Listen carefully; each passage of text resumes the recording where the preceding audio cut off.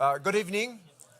Everybody who's standing behind, you can come in and take a seat.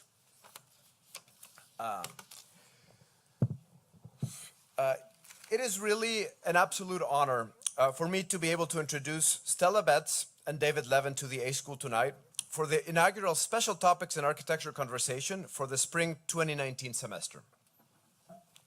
Founders of LEVENBETTS Architects, David and Stella have developed a prolific body of work that engages geographies that go from the consolidated fabric of New York City to the open landscapes of upstate New York and beyond, opening up valuable lessons in creative inquiry, design processes, and inventive construction methods. Of the many lessons found in the work and practice of LEVENBETTS, to me, three really stand out. One is an unassailable commitment towards the value of design in society, with projects that range from exquisitely detailed interior furnishings to single-family residences and institutional buildings to large-scale urban visions, such as the Magog Waterfront Redevelopment Project, where we collaborated about a decade ago. Remember, we almost killed an intern, but the project came out nice now. The intern's flourishing. The work of LEVENBETTS, to me, exemplifies the very definition of total design. The intrinsic belief that architecture can engage and improve all aspects of the built environment and becomes the ideal instrument to design across scales, from that of a fork to that of a city. I'm still waiting for the design of the fork, though. Which is a belief that I also share. Two, involves an innate ability to achieve impeccable spatial synthesis in plan combined with expressive imagery through the execution of that plan, establishing a powerful dialogue between the organizational and the evocative. This is particularly true in the residential work in upstate New York, where the organization of the plan opens a dialogue with the landscape, folding into one the realms of the geographic and the domestic. And finally, the third is the ability to create a space for inquiry within the context of a professional practice. Having visited their studio on 26th Street many times, I always leave having learned something new about architecture. From the way design work is both created and displayed, it is evident that for LEVENBETTS, architectural practice is a vehicle for continual education and the constant advancement of disciplinary knowledge. David and Stella, I am truly delighted that tonight you are here to share some of that knowledge with the UVA School of Architecture. Please help me give a warm welcome to Stella and David.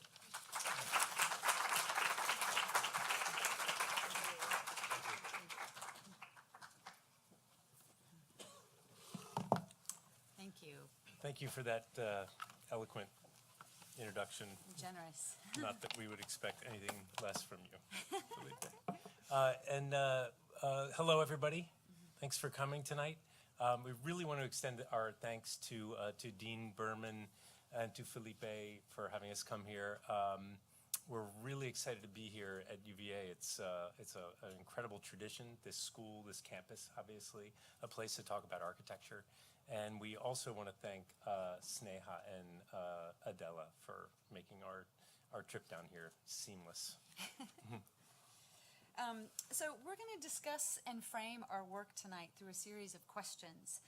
We've never operated from a singular dogma, so we find that asking a range of selected questions enables us to simultaneously keep a process open while driving toward design resolutions, all in the service of an open architecture.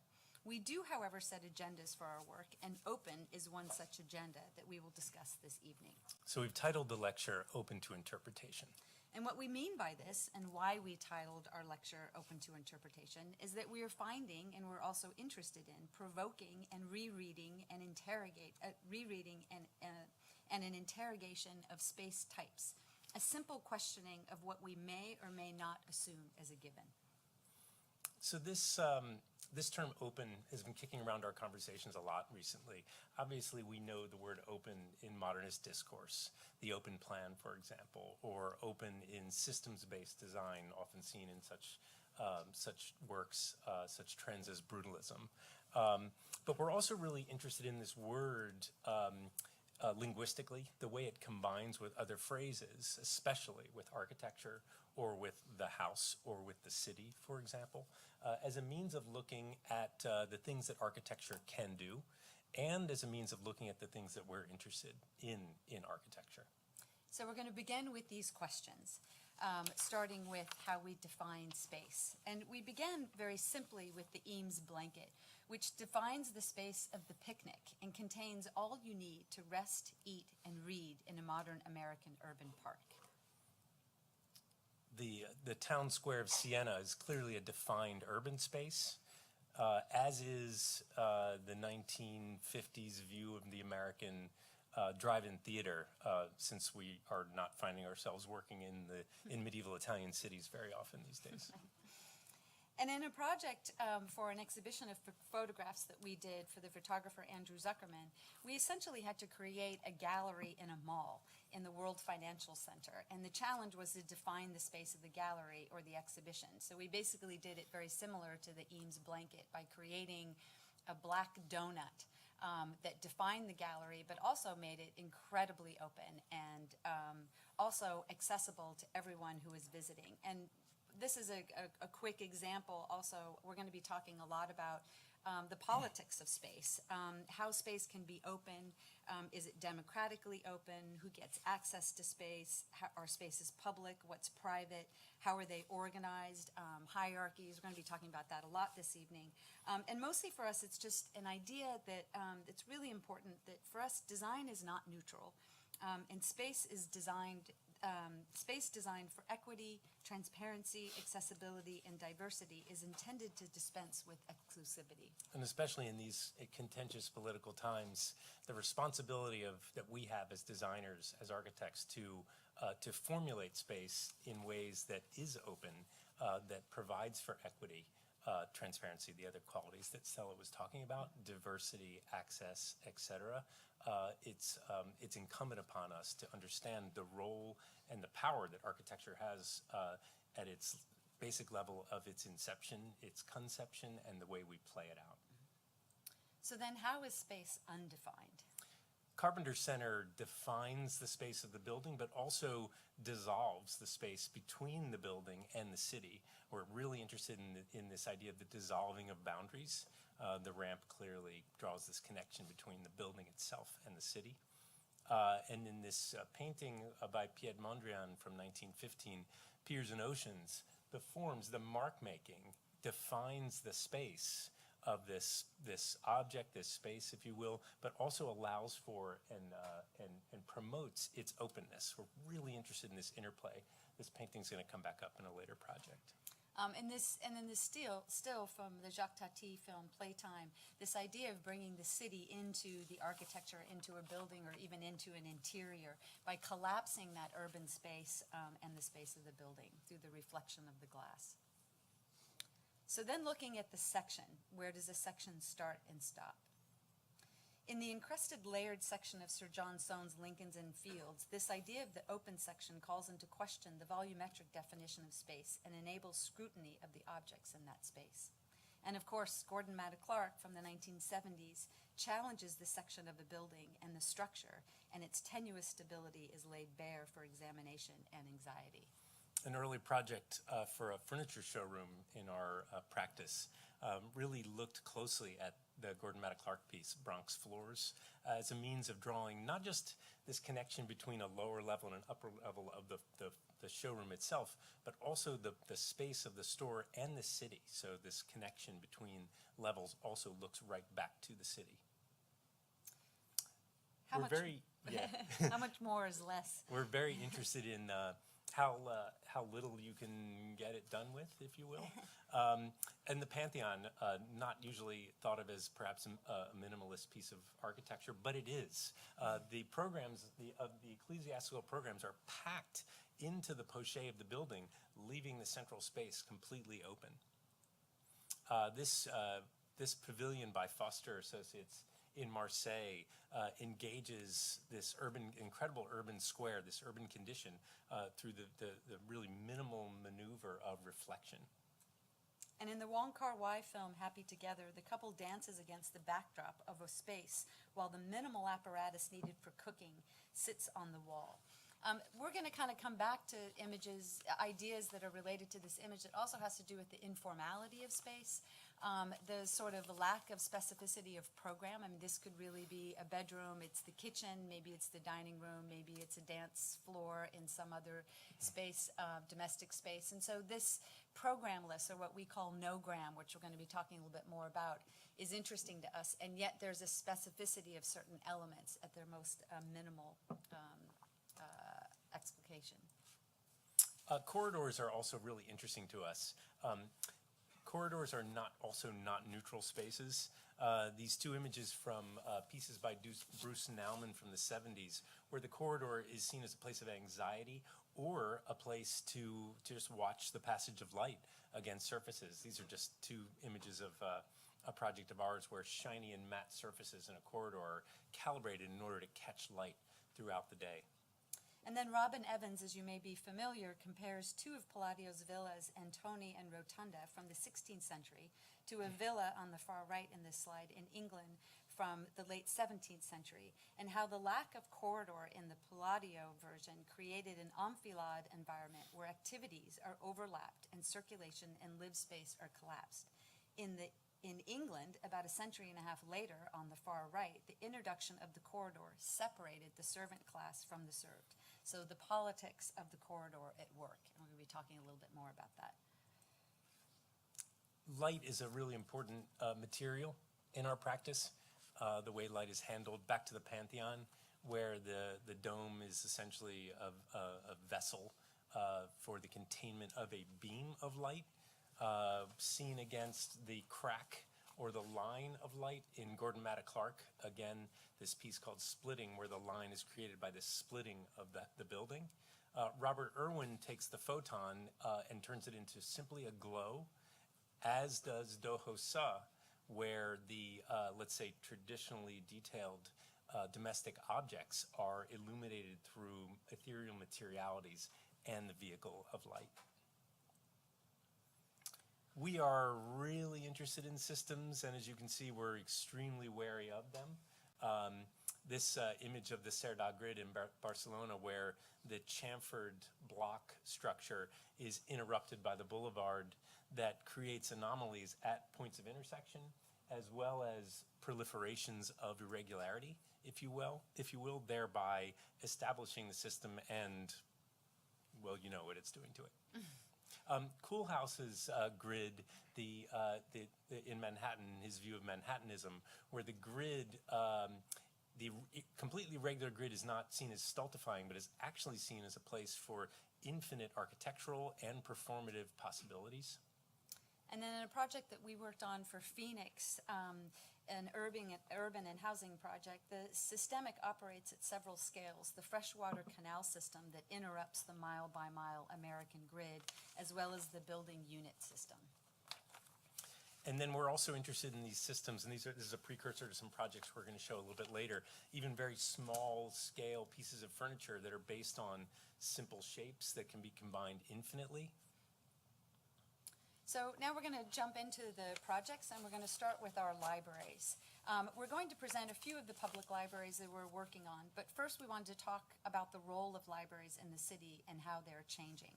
We start with Le Brousse Bibliothèque Sainte-Geneviève, one of the first public university libraries where previously libraries were private. And of course, Seattle Public Library as a current example of libraries today that go beyond buildings for housing books. As no doubt many of you already know, there is a transformation that is occurring in libraries today. They are taking on many more responsibilities and functions than they ever have before. The program for the libraries is much less narrowly defined than they were years ago. Libraries are no longer strictly a place for books, reading, and research. Libraries today, particularly we're finding in New York City, are taking on additional social programs and are acting much more like community facilities than a traditional library. We are working on 4 public libraries in the borough of Brooklyn. We've completed one's under construction and 2 others are in design phases. We're boundlessly excited to be working on these public projects. And Brooklyn is, it's not just one place. It's made up of a whole series of different neighborhoods, extremely different demographics, extremely different needs as a result of the identities of those places. So the libraries, and as Stella was saying, the changing programs of these libraries, it opens up massive opportunities for design. The buildings aren't just, a big shed for books anymore with some place to read. These are images of those. These are the 4 libraries that we're working on before we design them. I hope that's obvious. And then this is the 4 that one is complete, one under construction. But we're going to only talk about 2 this evening. We're going to start with the Brooklyn Heights. This is a library in an historic church building, actually. It's interim. It's supposed to have a short lifespan. It has the challenge of having to establish its identity while, being wedged in to, actually, this is the space. This is also before, by the way. And by being wedged in amongst the church buildings and into this sort of tight space. And it's a deep space, so the challenges of light while creating different programmatic spaces are obviously the key to the project. But also trying to address the 2 communities, the community of the church and the community of the library, one inside the other, and trying to let them both feel like it's still a space that's theirs. It was a pretty limited space, actually, and we had to sort of, it's an interim library, so we have to do the most with very little.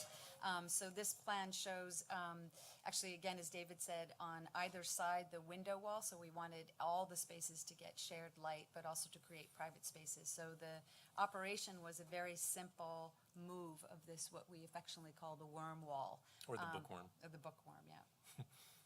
And this wall, through this translucent material, allows the spaces to be divided so that different functions can occur, as well as for the light to transmit through the space. There's only light at both ends, but there's a lot that needs to happen in the middle. So light was a real important driver here. And it is, as David said, comprised of a translucent panel that's inscribed along this length of the wall.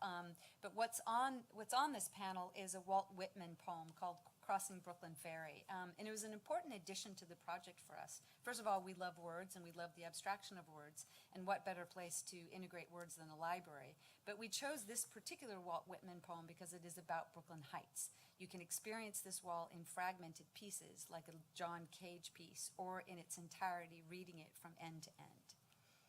Other areas where text and graphic came into play was in the back entry, where there was a secondary entry. This is the ADA as well as the super used stroller parking, which we were able to just to paint the identity in the font in the logo essentially of Brooklyn Public Library. East Flatbush is another library. It's just started to go under construction. Again, this was the before. The challenges are not just from design from the outside. We think we can do a little bit better, but also the interior, the dreadful interior, lightless. Perhaps one sliver of light. All of the offices were pushed up towards the front, and the reading room, if you can call this that, was dark and compressed by acoustic ceiling tile. So the challenges were to make an architecture that obviously not only transmitted light into the space, but also reestablishes this relationship between the building and its community. The identity of the previous building is probably most characterized by security gates. This we were trying to, and we're able to, open up the facades, either complete transparency or translucency, to create a graphic, an undulating pattern to draw the viewers and the members of the community into the space of the library. And we, of course, again, were inspired by traditional libraries with the centrally, naturally lit reading room. So we are installing 3 long skylights into this central space, surrounding the and then to bring in natural light. And then surrounding this central space are all the other support programs. And the wall that sort of divides that central reading room is a translucent wall. So again, there's an idea of, we already talked about corridors, and we'll be talking about that a lot tonight. There's no corridors here, so there's an efficiency of space, but it also creates basically a natural interaction. It removes the sort of back of house of the librarians versus the library visitors, and really just everyone is mixing and sharing within the centrally, naturally lit reading room with these large skylights, and really bringing back that kind of tradition.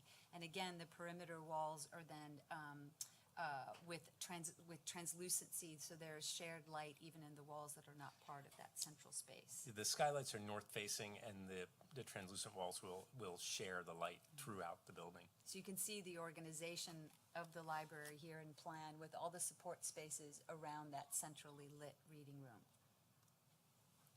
And this is currently under construction. This was just taken at a site visit probably a week or two ago. Should be completed in about a year. So now we're going to move to campuses and academic spaces.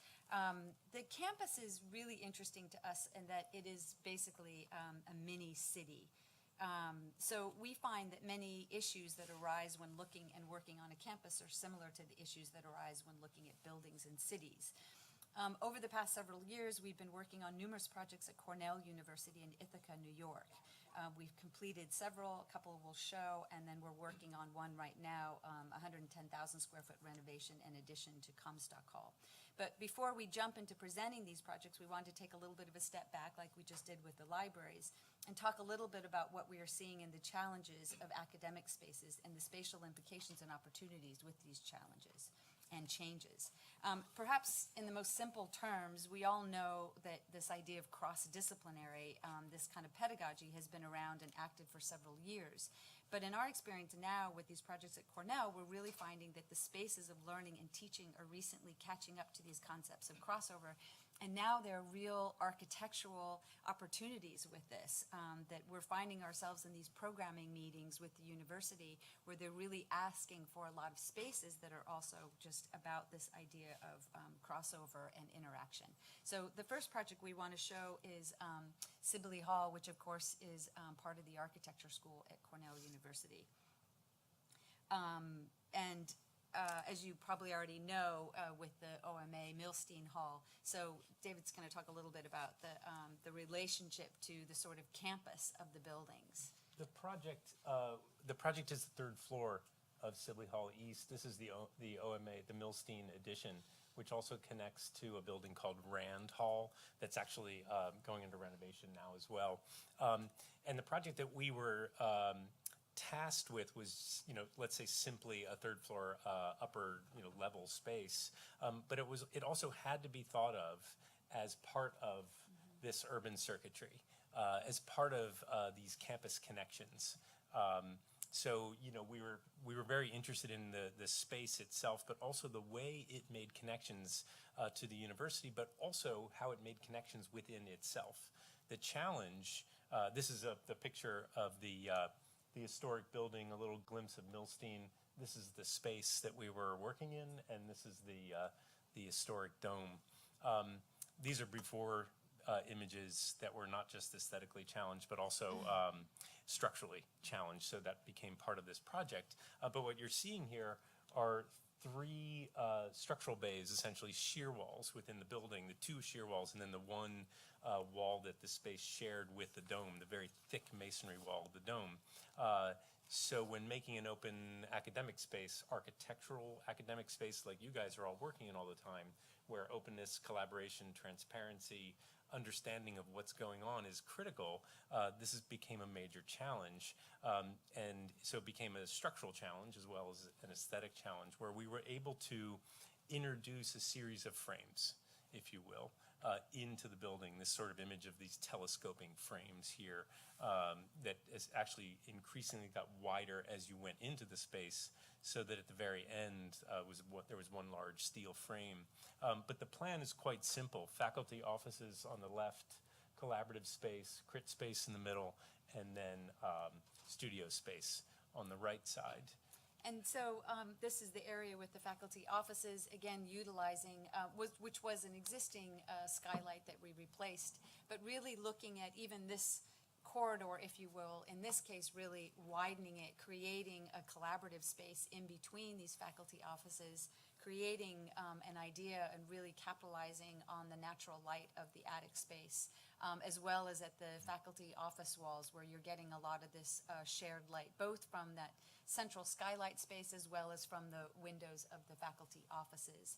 And then this central collaborative space, which really played a kind of didactic role as part of the School of the Architecture. So you can see on the right-hand side, as David said, the replacement of what was these masonry walls that were separating the space into 3 subspaces, and then replacing it with this structural frame to allow for the space to be opened, and actually painting it a different color as part of that kind of didactic and the play between. We historically restored all the sort of perimeter of the building and brought it up to a lead silver, and then on the interior really played with the dialogue between the old and the new.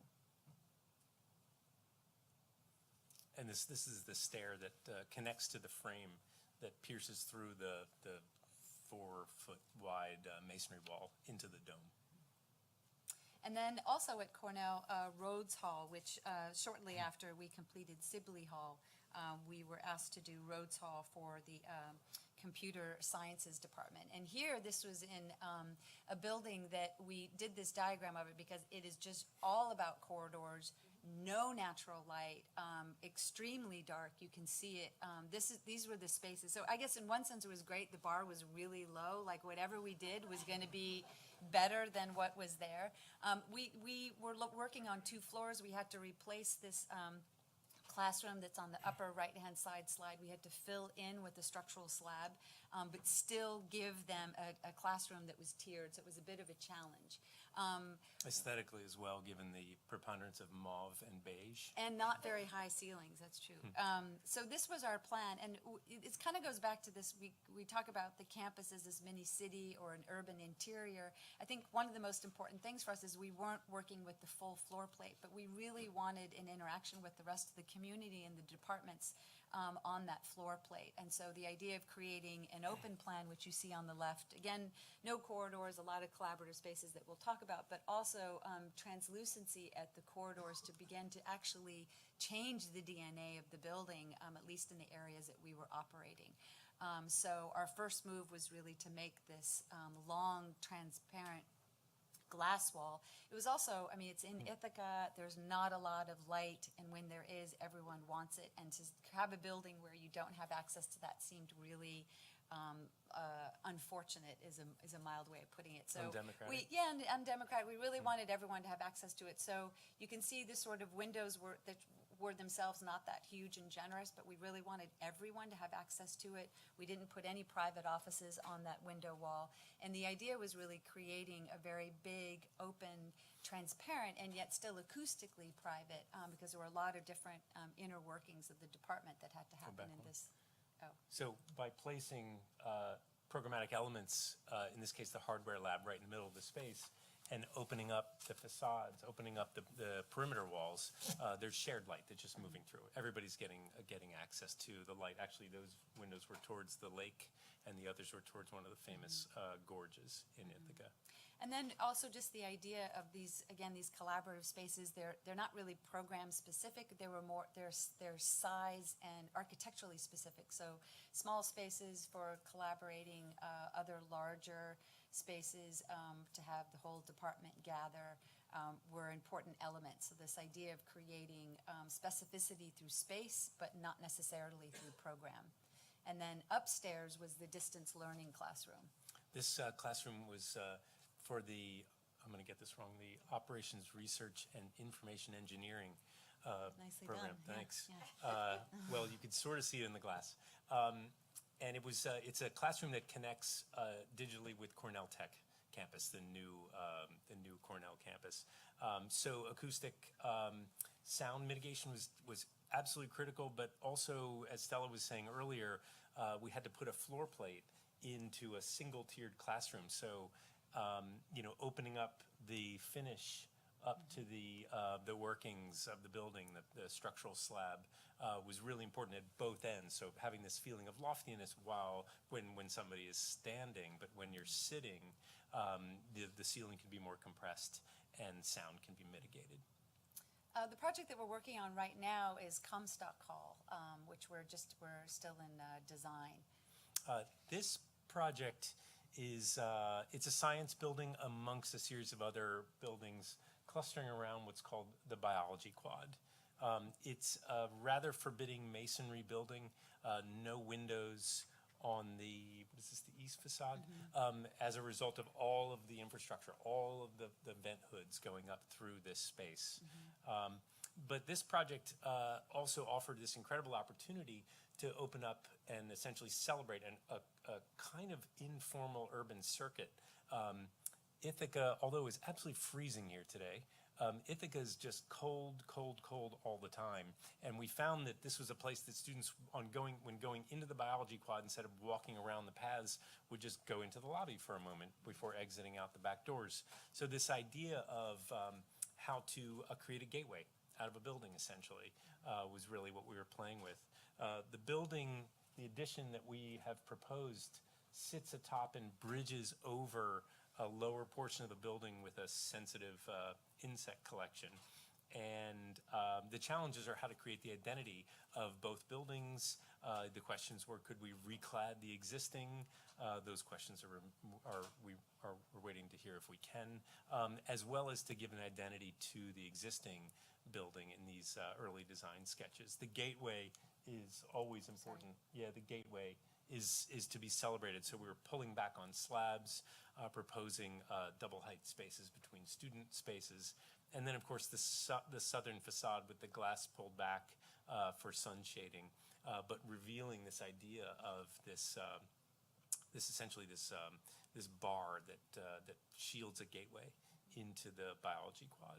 And then just going back to the interiors of the existing portion of the building, thinking back to the Sir John Soane or the Matta Clark, really cutting away some of the floor plate to create this open, visible, collaborative space. There's 6 departments that are going into this life sciences building where they're sharing a lot of their lab spaces. So even some of the lower floors, making that visual connection and thinking about this kind of idea of cross-disciplinary and shared spaces within the sort of academic environment. We're going to go really quickly, but we want to share a series of projects that are based on a system, actually based on a shape. As part of our practice involves, as Felipe referenced, furniture and installation projects at various scales. And this is a really important part of our practice, as these pieces are often more about experimenting with systems, and they act as studies for our buildings and for our houses.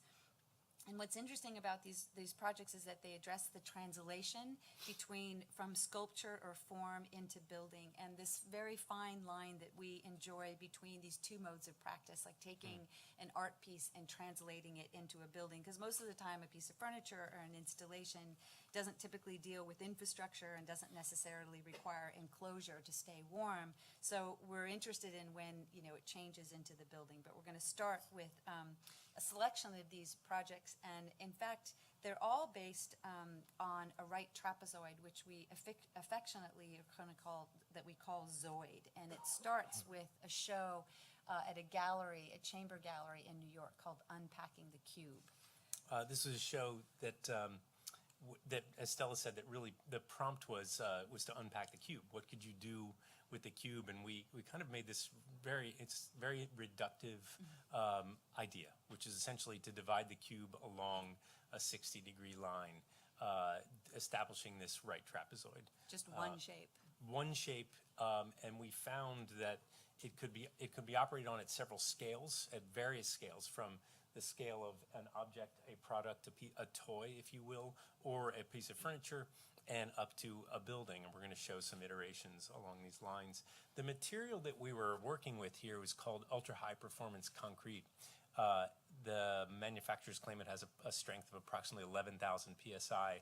So we're able to keep the walls at no thicker than 3/4 of an inch, which is significant in a later project that we're going to show, which is for public seating. And we were interested in this idea of making concrete light and thin, which is kind of the opposite of what you usually think about with concrete. These are the pieces delivered for the gallery show. And right after we did that piece, we were asked to design some public benches in Miami, in the Miami Design District. These also called Zoid. So the benches had some slightly different parameters than just the sort of piece that we were assembling and reassembling in a gallery show. We started to transform these pieces to give them a little bit more of a sensuous shape. To when we raised the height, the proportions became all weird, so we started to look at chamfering and curving, as well as developing the detail. Do you want me to Go back one, yeah, the detail of connection, so it's a very specific bolt. But these that are all drove everybody still the crazy. right trapezoid, Yeah. just kind of slightly modified. And so as you can see in these images, just by applying a series of rules, or by applying a rule to a specific piece or perhaps altering it, an infinite number of configurations can occur. And then the next chapter in our story about Zoid is an installation piece that we completed last summer at Art Oh My Museum and Sculpture Park in Ghent, New York. In this case, we were asked to make a piece based on shelter. So the original chamber piece was about different scales, so we kind of jumped scale here. And this idea of shelter we were interested in because, as we're going to talk about a little bit more later, we're really interested in campsites and the kind of informality and the simple approach to shelter. So we decided to scale up our Zoid pieces and create a series of rooms that aggregate to make an open shelter, a pavilion that is comprised of 6 right trapezoids, Zoids, assembled around a rectangle, creating an open courtyard. The one difference is we decided to manipulate the one dimension, which is then the roof, so that they angle up and down. And the effect is a series of rooms that frame the surrounding landscape and interior courtyard and this sort of central gathering space. For better or worse. Against better judgment, we built this ourselves with our office. We've still not recovered. But we had a lot of fun. And laying out the piece on the ground, as you saw in the image before, was, just turned it into something sort of hieroglyphic. We panelized the pieces, and then they bolted into modules that we then kept assembling. And then the piece itself, as Stella was saying, but every single piece is the same shape and plan again, right? It's just the right trapezoid. But by altering the roof and by changing its aperture, whether it's looking out and going wide or looking out and going thin, or doing the converse operation in the interior into the courtyard, changes the way one perceives the space itself, your understanding of your place in the landscape, et cetera, et cetera. So this is the last section. We're going to talk about the houses very quickly. Over the course of our practice, we've designed and built over 13 houses, and we're currently working on a book of these houses called Open House. The book is not intended as a monograph of houses, but instead we're interested in the culturally produced elements that make up domestic space. We look at film and art and pull apart the house. We're also creating a series of comparative diagrams. But we did want to just talk briefly this idea of campsite, which is really something that we're super interested in as like the most basic element of kind of domestic space. And how, almost like the Eames blanket, it's just so pared down to these elements, and it's informal. There's not a programmatic organization. The pieces are apart, so you're constantly outside when you're going from one place to the other. It's changeable, and there's no direct kind of organizational format to it. But in camping, the elements that one uses for sustenance in these environments become incredibly important, incredibly special, and in many cases incredibly critical to your survival.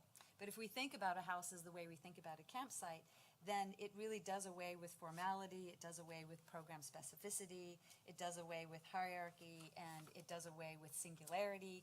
It doesn't privilege one space over another, and it looks more towards a set of relationships that link a diverse set of spaces to one another. Very quickly, we're also interested in these extremely reductive elements. Let's say the National Parks shelter, for example, which is sort of just a shelter, but of course in the hands of Louis Kahn, the shelter becomes a very specific design element, as well as design that looks to certain historical precedents. We're going to run through these elements very quickly. Windows are either proliferate completely across a project, or there are no windows and only doors in our projects. And in this case, looking at the Duchamp door, it seems like just a simple, mundane part of, doing a layout, but we actually are often, especially with domestic space, thinking about the hierarchy, where a door swings or doesn't swing, what room does it privilege, direction. With the public projects, obviously, it has to do with egress. With residential projects, there's actually more of a decision to be made there. Stairs are highly designed elements, but also have this kind of cultural significance. In Contempt, obviously the stair and the house that contains the stair or that is the stair is the subject. The films of John Cassavetes, he often uses the stair as a place where often marital relationships and the dramas of those relationships play out. Curtains are also very interesting. In Kurosawa, in this film called High and Low, the curtain is either something that gives us false sense of security, a sense of mystery to the nighttime city, or complete anxiety when the curtain is open. And we're fascinated by the fact that curtain, just as like a fabric, gives you this idea of security or, opacity or protection. Farnsworth with the curtain completely pulled gives a completely different reading. And an image of one of the curtains in a project that we've done, we're also interested in the kind of softness of this very, very light wall and all the sort of the punch that it can pack in very little with the fabric. As Stella was saying, we're working on these in this book that we're writing and working on, where these elements we're developing these elements as what we're thinking of them as culturally produced elements, where they have significance that we often see through film and art, perhaps better than architecture because it just might look like a faucet or a stair, but it's understood in so many other representations and other modes of artwork, essentially, as so much more. So in our book, we're compiling, these are a series of some of the projects. These are site models that are all at the same scale, with each project represented. And the same size. Same Every size. site model is 18 by 18. We're also comparing the projects by property. And the size of the properties, where the buildings sit within the lots. A friend of ours who's helping us with the book, he calls these the savage diagrams, the diagrams that are the most reductive and the most illustrative of the design concept. These are all to the same scale as well, which is interesting just to see. Some of them are So very we big. organize them by scale, we organize them by chronology or by type, and it's very interesting to see how the patterns play out, essentially. We're just going to scroll through some of the 13 houses that we've done over the course of our practice, because we're going to slow down. Some of these are in varied degrees of design right now, and then some of them built. And then we're just going to quickly talk about 3 of them as a way to illustrate some of these ideas that we've been talking about. So we're going to go back to our Zoid shape, because while we were doing these pieces, we were also designing this house. And the idea of really taking this same shape and creating a series of rooms that are based on this right trapezoid geometry started with these images of these models. So you can see we literally kind of made those Zoid shapes and just started to stack them and align them and do the same thing that we were doing with the Miami benches and the pavilion, and just mirroring and flipping. And then looking at these components that either privilege east, west, or north or south, and then looking at that in the site. Yeah, the site plan, no surprise, is also seen as a network of components in a rural site. And then the plan, this idea of not necessarily a particular program, it's really just about these rooms, how you use the spaces.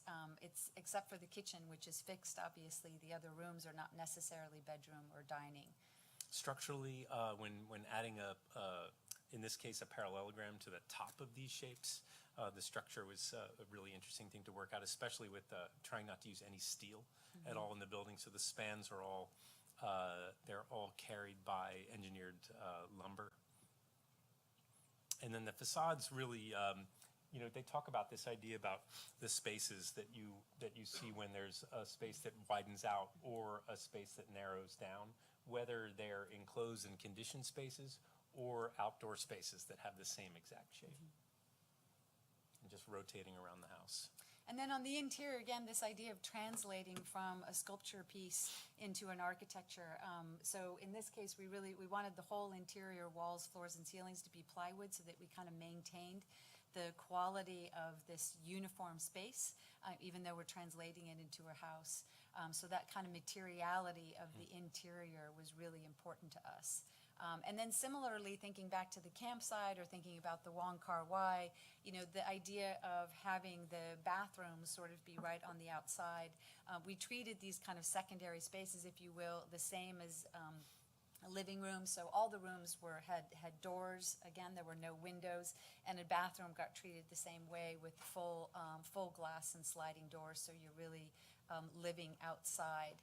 The roof on the second floor is planted, so again, this idea of feeling like you're camping and you're living outside and you're bathing outside. This is that planted roof in the spring. And then again, the house really framing the larger context of the site and the campsite, that the house is part of these elements. So the next house is called Open House, is similar to the name of the book. This house is it's a kind of a large flat plate pavilion under which the domestic programs play out, and a series of components, if you will.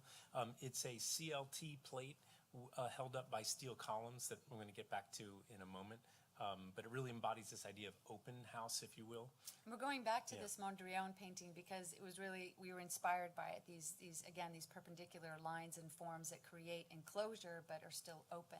So that was really generated the diagram of the house. It's a series of boxes that are perpendicular to one another that create privacy, but there's actually no walls. There's no real kind of enclosure in that way.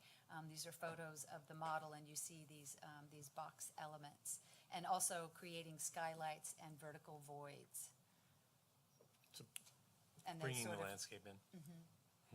And the idea of just these, yes, up above and around. And then these are just the other elevations of the house itself. So through the positioning of these boxes, this is the west facade that you just saw that is open to the view, whereas other facades are, let's say, almost completely closed off with just a few apertures for entry. This is the plan with these volumes. Structurally, again, it's a CLT building, which is what's interesting about this in terms of this idea of open architecture and the sort of flowing of space around these elements is that the CLT and steel column relationship is distributed. Essentially, the loads are distributed as opposed to a point structure where columns hold up, where beams and girders come together. And this is taken about a week or two ago as well with the foundation in place. Last project is a square house, which again goes back to this idea of a sort of campsite and informality. It's a square with this pretty elaborate landscape around it.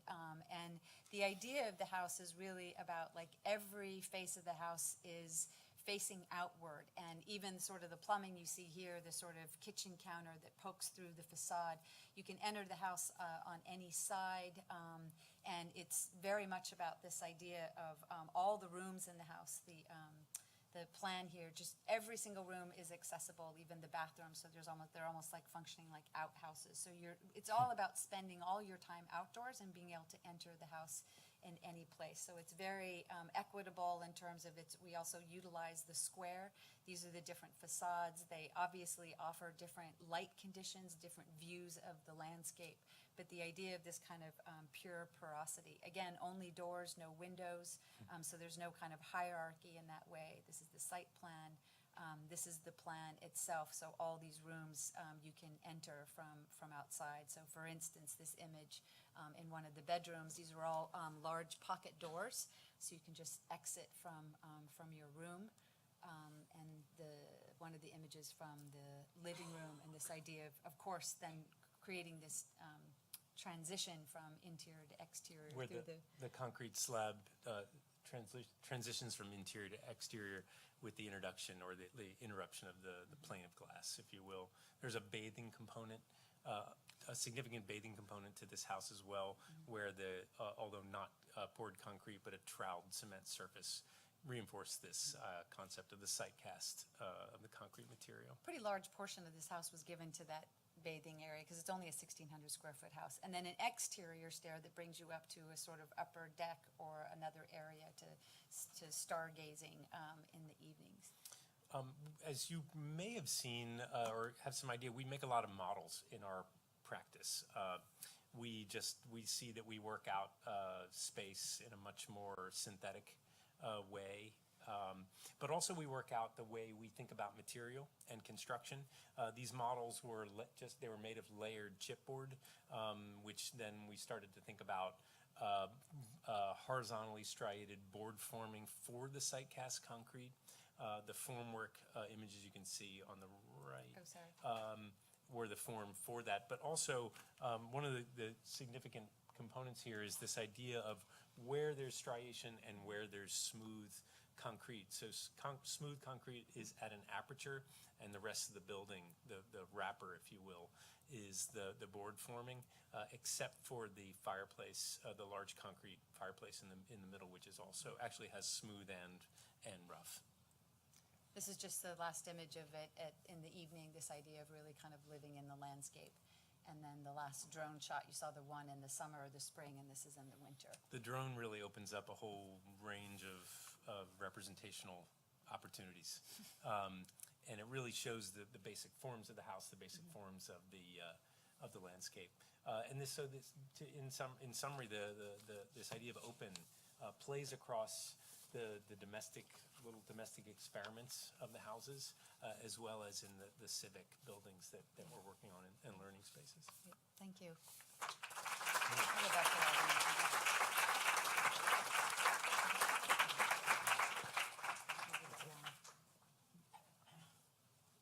Okay. Is this working or no? Yeah. Yes. Very good. Well, thank you so much for really a fantastic presentation and for showing a phenomenal body of work. So, following up on the conversation, I'll ask a few questions, and then we'll open it up to the audience. But perhaps the first question has to do with the role of the plan. One thing that is fascinating about your work is that it goes all the way from sort of the strategic transformation of consolidated form to the invention of new form, right? Sort of from the library to the houses. So I wonder if you could speak a little bit about the instrumentality of the plan across the projects. Yeah, that's really interesting to us. Can you the plan? yeah, go speak to the. Can you guys hear me? Or maybe we'll use one of these. There we go. Thank you. So that the recording. The plan is, it's something that you can't see, right?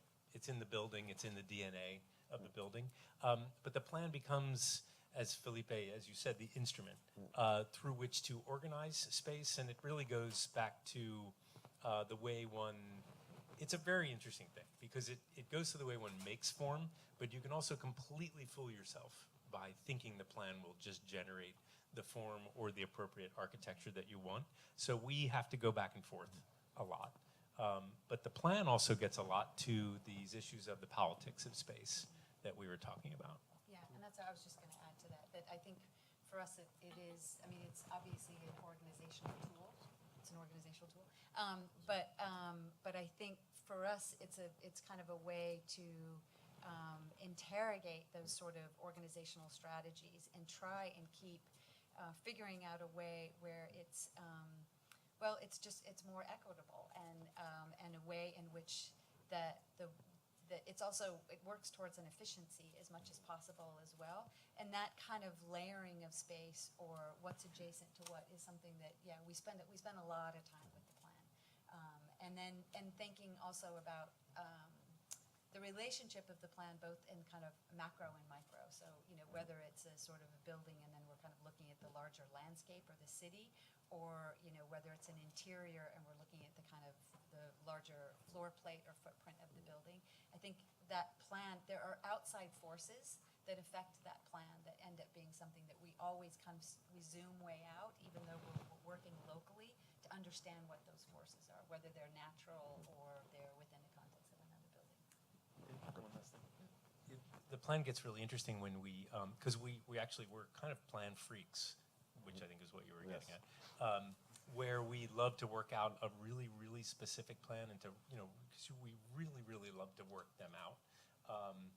But at the same time, the plan is where you can provide for misuse, essentially. The way people can occupy a space, reoccupy a space, reconfigure space. One can make a plan that's almost so constricted that it can't be interpreted, or a plan that is much more open to interpretation. Which is different than just open plan. Right. Yeah. Yeah. No, Sure. but that, I think, for me, in a way, leads to a slightly different question. That has to do not necessarily with the physical plan, but the practice plan. And in a way, you speak of your projects in a very coherent manner in relationship from one to the next, and in relationship to a larger body of work that you've carved for yourself, right? But we well know that when we're dealing with the city of Brooklyn, right, that continuity might not be so so easy to achieve. And I wonder if you could speak a little bit about the processes of your office, right? How do these projects come to be? What are the lessons, not in terms of the plan, the figural plan, but more the practice plan? What would you do different? What are the lessons that you've learned from your own projects? It is really challenging to work. We feel incredibly fortunate to be working on what is now our 4th Brooklyn Public Library, but it's super challenging to work in Brooklyn, but for the city of New York, for a public project where there's so many entities at play. So in the dumbest sense, in terms of just like running a practice, there's a lot of red tape.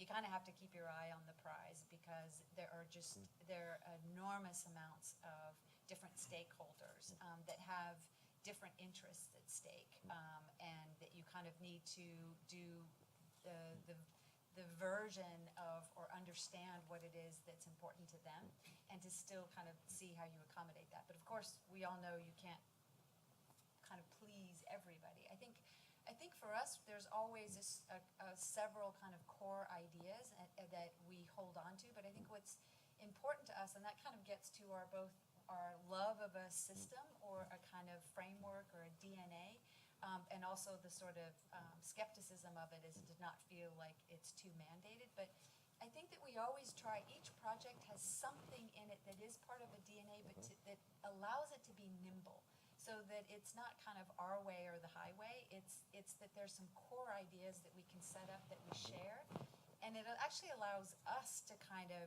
be more flexible, even in our own process, while still holding on to those core ideas. And I think that kind of gets us through, because there are a lot of bumps along the way.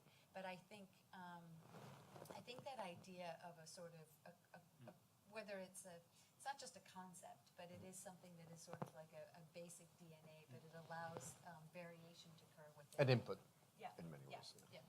But also to the part of your question about the practice, Right. and let's say the grand plan, if one could imagine there Yeah. was one, because there are so many twists and turns. But Right. I think one of the things that we've been really interested in is keeping different project types in the office.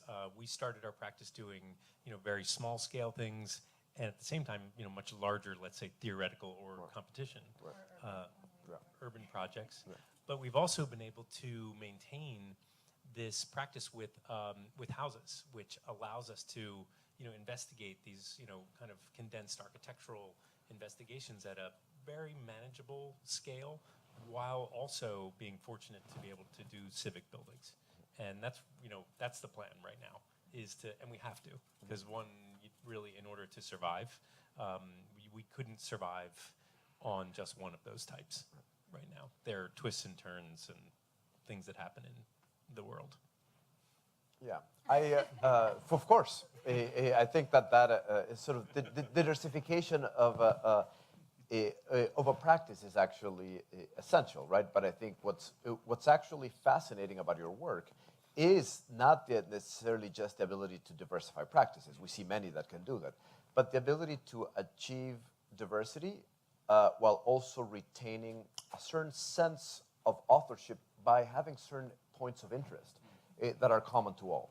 And Stella, you said something that for me was very, very powerful, which is that the plan has to achieve legibility through space and not through program. And I actually want you to expand on that, because that is, I think, one of the techniques, and you can also chime in, David. No, But I think that in many ways, that is, I think, a very smart strategy to be able to tie those things, right? That program is no longer what really drives, but it's a vessel to accommodate a multiplicity of happenings. Right, so we're exactly, and so what we're interested in is the specificity of space making. And so that there's a quality of space that is very specific to, a quality of light, or a ceiling height, or a compressed space, or an expansive space, or a space that's quiet, or a space that is transparent. So we put all of our energy into that, assuming, and maybe, some of this might be coming out of having a practice in New York City, whether their work that we're doing, or whether it's, the office space that we're in, or the loft that we started our practice in. I mean, most of the time we're in spaces that were designed for a different use, and we're reinterpreting. So it ends up being very much about the sort of quality of space. It's like, oh, this is amazing. This is like this big open space that doesn't have any columns. It's not saying what you're going to do with it, but it has the specificities and the quality of space. And I think that's more of a starting point for us, as opposed to a kind of an end result. And then again, what it does is it does offer that kind of flexibility. But it is, we always talk about that as this distinction from just the open plan. It's really, we actually make very specific spaces that are like, a small space with light coming from above. But maybe you can do whatever you want there. I'm good with that. So am I. So, Next question is yours. so with that, I think we can actually sort of open questions to the audience. Please raise your hand, but make sure the microphone arrives to you before you ask the question, so that we can record it. There's one back there. We'll start with the guy in the blue sweatshirt, and then we'll come to Ayla.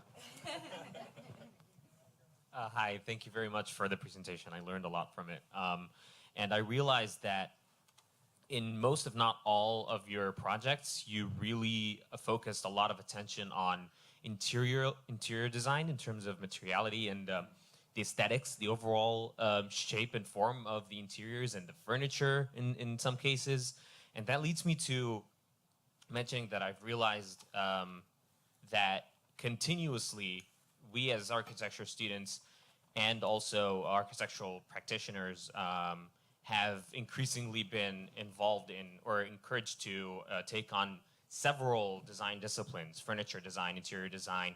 So I'm just curious, how much of a blur do you see the line between architecture and other design fields in the future? And what is the new role that you see of interior designers that specifically focus on interiors, and furniture designers that specifically focus on furniture pieces? Yeah, that's a great question. It may be that these other disciplines are moving into architecture as much as architects think, let's say, and can address these other disciplines. So I think there's just a lot of blurring and a lot of interdisciplinarity right now. That said, I think the architect, with our education and our purview, has to take on essentially the purview of so many of these design disciplines. They all they coalesce in architecture. So the things that come into the building then become things that perhaps we can then feed back on. I think furniture is something that for us has been a real condensation where that really works. What we find in our practice, especially with larger projects, is that those design disciplines that come in have a certain expertise that we really we benefit so much from. And I think that when oftentimes we think we can do all of these things, there are skill sets and knowledge sets that we simply don't have. So I think architecture's it's still in this space where it has to understand the overarching, but allow in these other disciplines to a very large degree for the success of the project. I also want to this is actually maybe not completely answering your question because it's less specific to actual interiors, but I think in our approach to our projects, we often talk about urban interiors. We have a project that we didn't show tonight, which is very much, it's a building, but it's mostly about an urban pass-through that is this room in the city.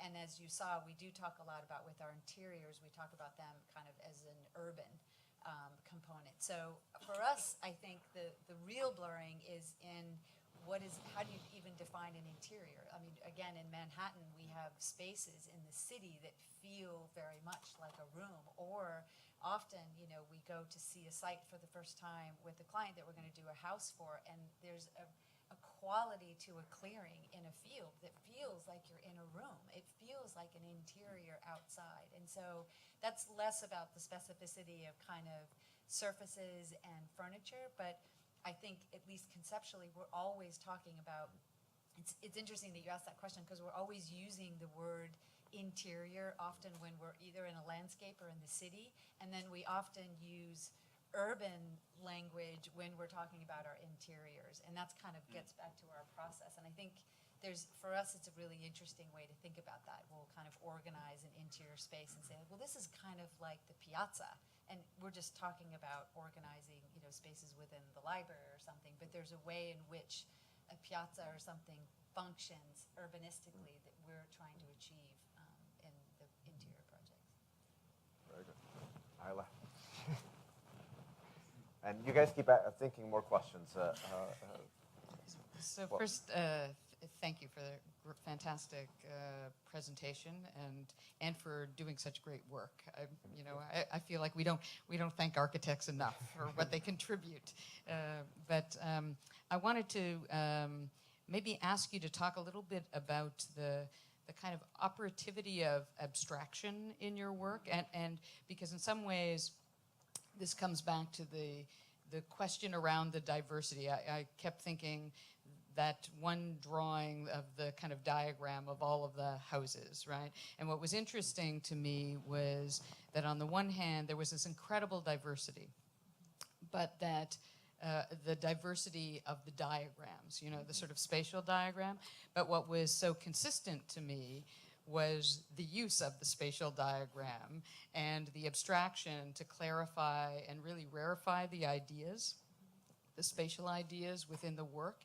That was one of the things that ties the work together so much, so that even though within some projects we see the zoids, coming back in multiple forms, it could just as easily be an entirely different form or an entirely different kind of condition. And it reminded me of something, I'm going to misquote Hayek in this, but an idea about that, we start always with this kind of abstract schema or an abstraction and work toward the real. And at the moment that we can still hold on to that abstraction, once the thing is built, in some ways starts to define the kind of success, of the project. So maybe you could talk about how you're using it in your work. Yeah, it's so interesting. It operates at so many levels. If you think about sculpture, if you think of, obviously we look at sculptors like Donald Judd, and the body of work is, so abstract and so consistent. Sometimes we think, it'd be great to just keep operating in a similar vein like that, but I think that we're sort of probably too spastic to do that. Like, we're just so interested in another diagram and another set of relationships that produces something else to investigate. So I think we begin with this level of abstraction with every project, this real reductivity. I mean, there's a lot of, the world's fascinating, but like the way we build is really spectacular, and what we build with. And I think we begin at these like reductive ideas about space and building, and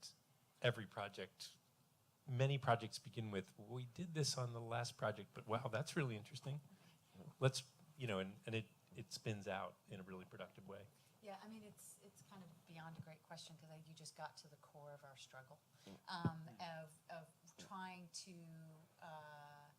understand our own practice, which you can't, it's very hard to get sort of a distance on your own process of where we want to maintain that abstraction, and then where by necessity and desire it moves away from it. That translation, which we were talking about, between kind of the abstraction of a sculptural piece or even an object or even a model in the office, that we start with, like, you know, monochromatic material as a way to first carve space and to, like, literally for ourselves to not have the noise of materiality and to just look at space making, and then to start layering in the materiality and deciding where that is, and then all the other pragmatics. But that's such a struggle, and to know where, and exactly as both you said in the quote, to, like, you know, some projects just actually they tip too far and then they fall apart, and then, as David said, they feel kind of spastic, and then we're like, wow, like, we know what that core idea is, but then we look back, it's easier after a couple of years, and we're like, you know what, it's not reading anymore. Like, there were too many things that got in front of it, and we actually don't think. And so I think we're trying to push to that. We have colleagues that work with a very monochromatic materiality, and we don't do that, but we're still hope that we're not losing the reading of the abstraction, which is where it started, but still bringing in some of these other elements. There's a lot of material change in our work, but then I think, as you said, kind of diagrammatically and in the space making, I think is probably the most consistent. And then we use a lot of different sort of materials depending on where the site is, but that's the core of our struggle. Yeah. I think we have a plethora of questions that are emerging. So Rita, and then we'll go. Rita, then we'll navigate. Keep your questions in mind. Hello. Thank you so much for this presentation. It was really, really fascinating and very eye-opening about the way contemporary practice is sort of presented. I have a couple of questions about this sort of overarching theme of transparency that has been going through the projects, and it's very interesting to see existing building shells sort of opened out and made so dynamic with all these spaces inside that are very, very sort of, you know, transparent and layered. I'm very curious about this idea of breaking the box of the traditional house and opening it out so much, and how it's like kind of two questions that I have to ask. One will sound a little silly. How do you convince a client to have That's a great an open shower and bathroom? That's one part of the question. The second is, do you think it is really important for the architectural object to read as an object, you know, in the way it's photographed? That is it important to be able to see within? And, like, what's the sort of the necessity for being able to see both ways? And which also plays into, like, how do people actually occupy these spaces, and has that informed how you deal with transparency in projects as you're going further? Yeah, that's really interesting, this idea of architecture as both an object and as, let's say, something distributed. Because this idea of the open house or open architecture that's sort of, you know, eminently connective and connected, let's say, still requires the objectness of the building. We make discrete objects. We have to do it through budget, through code, through construction practices. We're fascinated by trying to establish relationships between the specific things that happen inside and the specific things that happen outside of the building. And while not perhaps trying to maniacally design all of those things, but we're trying to set up relationships where that reciprocity can occur, essentially. So a building seen as a system while it is also an object is the trick, and I think that's what we're after. I think that's right. I mean, it's another good question in terms of we kind of talk about that a lot in the office as well, in terms of yeah, we know that our houses aren't literally kind of so embedded in the landscape that you can't recognize where, like, that it is an object, and yet the experience of the buildings, I think, are very much about that sort of blurring, but the physicality of the architecture isn't as much so. I mean, I almost don't know how to answer that question because I know, again, it's really what we're constantly kind of going back and forth. I think the work is transitioning a little bit from that, even just from, it's interesting, we had some of our earlier projects, just like, it's things as simple as just exactly how the building meets the ground is so critical and so obvious. Maybe it's a really dumb thing to say, but like through the course of our practice, and we've been lucky enough to work on different houses, like some of them kind of sit high, some of them, and it has to do with like the construction. That square house, we didn't show the section because we just wanted to kind of edit, but it literally sits in the ground, in the landscape. There's a sunken living room that's like dug into the ground. So when you're sitting in that space, you're actually at a very different level to the ground plane. And so we're kind of like, one version is that you almost can't see the house as distinct from the landscape. We obviously don't do that,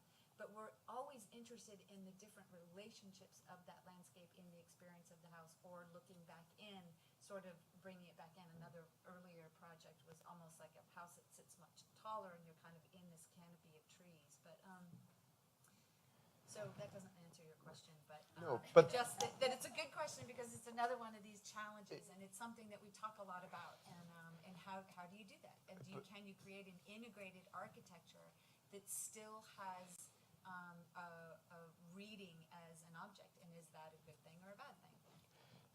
But it also, I think, then ties to the notion, going back to issues of code and the way that architecture is institutionalized, about the way that we are sort of commonly presenting projects, right? Because I could imagine the exact same lecture with you showing the house only in plans and in views that never objectify it, and you would actually get a very different reading of the house. And that is, I think, the beauty of this idea of the plan as both a system and its evocative image through sort of the objectification of that system.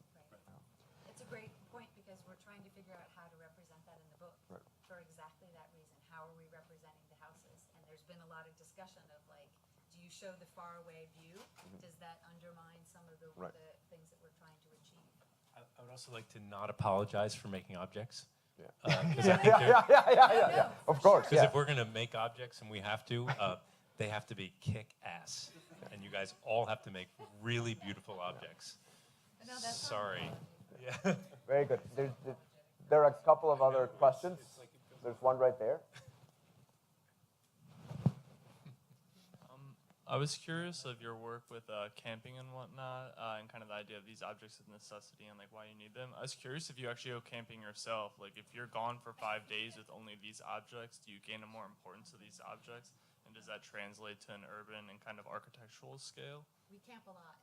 You do? Awesome. Oh, yeah. Actually, the camping photos, those are ours. That's great. Yeah, no, it's good to hear you go beyond just a metaphor. No, it's changed when we... It's hard to come back inside. Yeah. Oh, actually, After if we being camp outside. for 5 days and then we have to go back in the office and go present to Brooklyn Public Library, it's Yeah. tricky. It's a different... Showering is important. Yeah. There are many things that David, Stella, and I have in common. Camping is not one of them.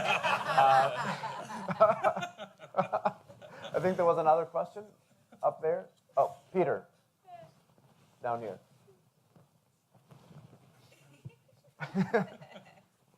You camp in several different places, I believe. You're obsessed with how your buildings meet the ground. And you also address the sky. In almost all your projects, you have a stair that goes up to the roof that reconsiders what the ground is again over there. I should preface by saying how fantastic it is, the series of questions and not really knowing, but going, as you say, back and forth with twists and turns. So I think that's the frictional speculation of what you do. And for about 20 minutes, we've been looking at this wonderfully abstracted image, all white. But when you presented the square house by a drone, it was full of spring. So nature changes, okay? It's a system, among other things. And my question is back to what is abstraction and what is materiality from the start, because the Zoid house is white on the outside, but insistently plywood veneer everywhere on the inside, which is like the woods again. But then the square house is a board form, concrete, but white, particularly on that stair when you go up. It's like Jefferson's white walls against the brick.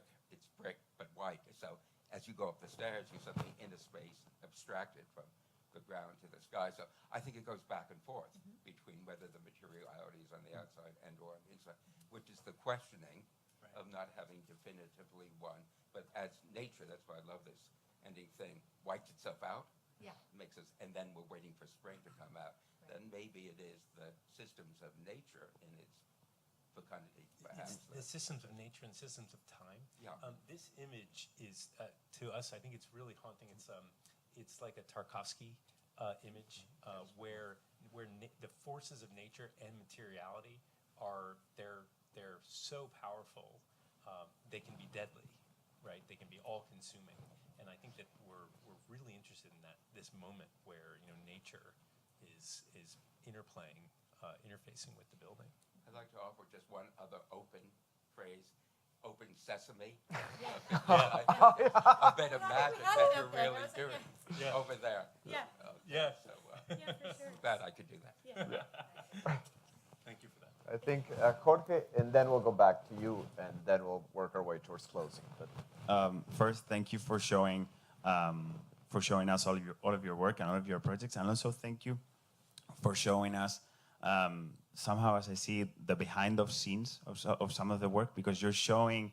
I think I don't know what percentage, but it was a big percentage of the presentation that was like sources of inspiration, so cultural references or things like that, and it's not that much a question, but it's maybe a comment, and you can maybe comment about that. It's what's the importance of those cultural references and those precedents, sources of inspiration in your work?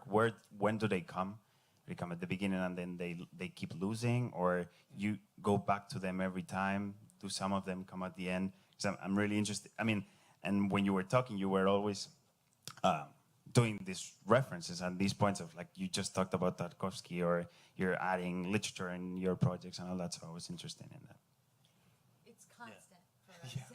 I mean, I think we're obviously, even just in conversation, those reference points are really important to us. And I think it's a lot, for whatever reasons, and I don't really know why, but it's just how we've always worked. Looking outside of, obviously look at architecture all the time, but we look outside of architecture a lot as well.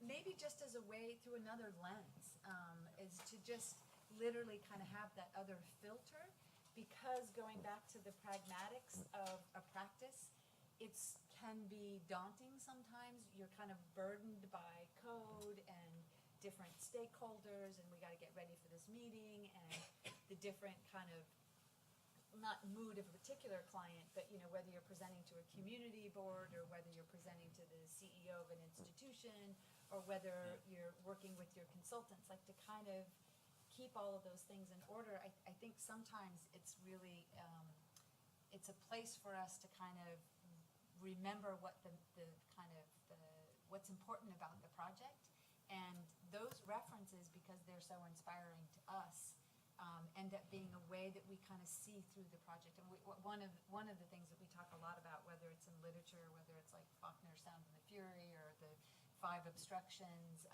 we're always, and it kind of goes back to the issue about like creating a project or a process that's nimble. So like, and even with the Zoid, it's like you can keep kind of turning over that same thing and finding difference. So when either a client comes to us and says, oh, I want that done a little bit different, it's not like, oh my God, we have to rethink the whole thing. It's like, oh no, it's another version of that same story, or it's another version of that same idea, but it actually doesn't have to be a square. It could be a circle, and it's still doing the same thing in terms of its operation and its performance. And so, but I think those references for us allow us that way out when we feel stuck, or it's a way to kind of feel inspired to think about architecture outside of a way that we were thinking about it before. It's the dumbest way for us to just kind of shed gibbons. Yeah, there's so much amazing work that is architecture that's also not architecture, that teaches us about making space.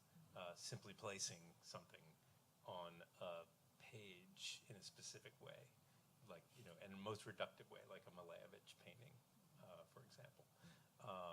But also, you know, if architecture is a framework for life, all of these other ways that people make things and speak about, you know, our place in the universe, you know, is mirrors for architecture and the way we can see and understand and learn from the way people in other disciplines solve deep problems, let's say.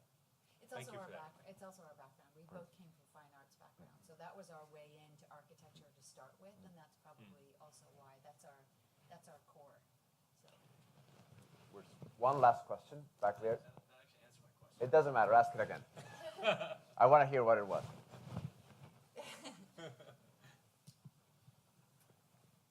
It'll force them to give you a different answer. Exactly. So Maybe the yeah, opposite. my question was pretty similar. I personally have a strong interest in the relationship between films and architecture, and how architects use the language of film to understand spaces and other architectural elements. So my question was more specifically why your practice decided to use film as a source of inspiration, and how often you guys do that. Yeah, I mean, I think we're constantly learning from film, whether it's ways of seeing space or seeing relationships or really understanding, like we were talking about the elements of domestic architecture, or the elements of space, of architecture. You know, like if we design a stair and we're worried about things like rise and run and widths and code, you know, we also want to understand the way a stair has been perceived, what ways we as architects might understand that stairs actually get used. You know, a couple having a marital dispute on a stair that we learn from in a film, you know, that's an important thing for us to understand as architects. Like you're gonna have marital distress playing out on a stair. You might have other things. Wait, right? I've never heard you say that to a Or you might have, you know, we understand these things through film, through other media. Yeah. But I think that the interesting thing about film and even the way we kind of all present architecture is just, you know, the classic sort of man with the movie camera, right? Like that you, as a filmmaker, you're controlling the scene and the narrative. And as architects, we're not. We may be up to a certain point, but then ultimately we're not. And I think we're really interested in that back and forth play. And in a way, we love the idea that we're like not controlling every image. And I think this actually sounds unrelated, but we're kind of emphatic about making models in the office. And we definitely do renderings, but we use them more as a tool later on in the process. And I think the reason is that a rendering's fixed. And it's a certain perspective of where the camera is in the rendering, and you can use it as a tool that's to your advantage, where you really kind of, you know, where the project is the most photogenic. But we love having models in the office because we keep a lot of our models in our model shop because you have the ability to actually choreograph your own, like turn it upside down and do whatever that you can't do when it's either a fixed rendering or cinematically you're controlling that narrative. And I think And the model keeps things open, actually. and then it keeps it open. More than the we fixed kind of rendering. refine something. So we love the film, and then we're also like, we love that architecture actually offers like multiple films or cinematic experiences in one piece, which goes back to nature, because nature is actually the director, and we're really at a certain point, we're just providing a stage for a whole series of other things to happen, whether they're marital disputes on a stair or whether it's snow versus a lush landscape. And that's the big difference with cinema. But we also just love that cinema brings it to the human experience, which sometimes, you know, architecture can, the abstraction, you lose that. No, I think, thank you for all these great, really phenomenal answers. Excellent questions, by the way, but phenomenal answers. Hard question. And no, I'll say, even though I don't necessarily share your love for camping, the images of camping with the images of your work, for me, shows something very powerful, which is that for you, life and work is the same thing. And I think that intensity you find in very few people, and it's part of your success. Thank you so much for being here.